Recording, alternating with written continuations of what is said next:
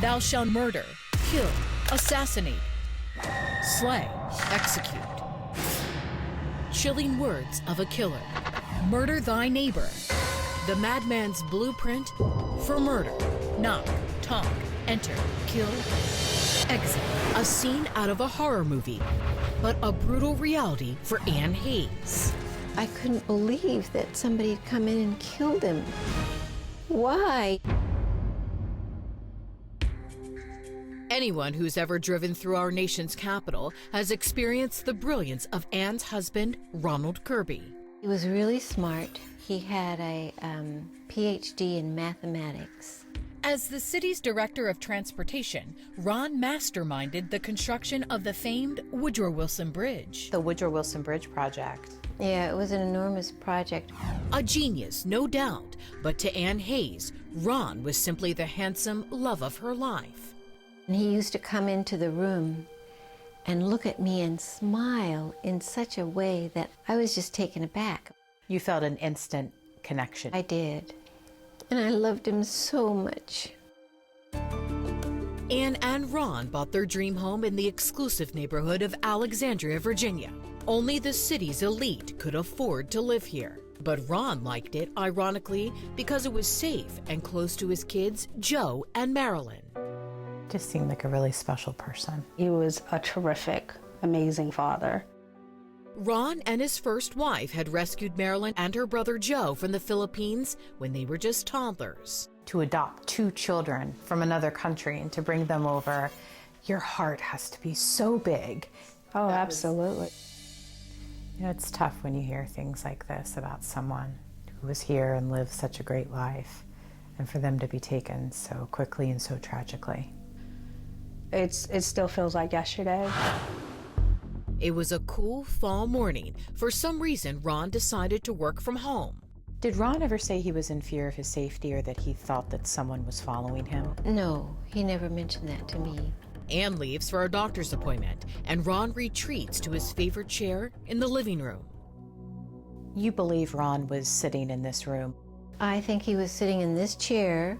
We weren't keeping our doors locked at that time because this is such a nice neighborhood. A short time later, there's an unexpected knock at the front door. And he must have said, "Who are you and what do you want?" Little does Ron know, it's a cold-blooded assassin at his doorstep. And Ron's the target. 3 shots, the final fatal bullet, hitting Ron's heart. He shot him here, here, and here, and he had holes in his fingers and he just fell forward. Right here, on the spot. Yes. In fact, this is the same carpet. The carpet now permanently stained with Ron's blood. This is a sacred area. This is an area that when we came in, we didn't even... No, I don't want anybody walking on it. I really don't. I just can imagine what it was like for him, laying there and dying. Oh, God. Why my dad? What was it that my dad did so bad for someone to take his life away? I think of Ron and how awful it was to have been shot in your heart. I wonder the last 10 seconds, 2 minutes of his life, just all the time, constantly, what was he thinking? And then I feel like I wish it could have been me.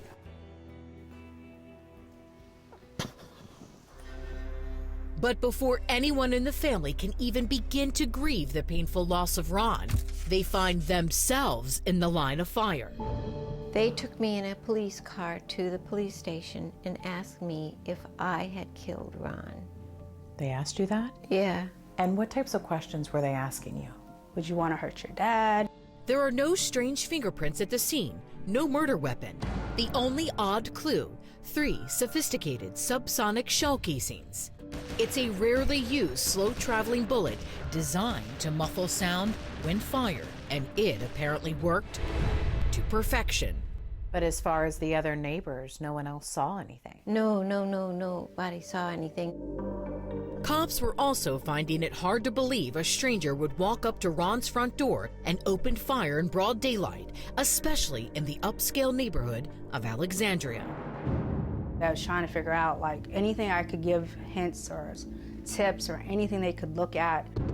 Investigators zero in on a person of interest, and the family is in absolute disbelief. Your brother was questioned the longest. Oh, yeah, it was a nightmare. He was the one that found my dad. You know, they usually question the person that finds the victim. Joe Kirby is covered in blood when cops arrive.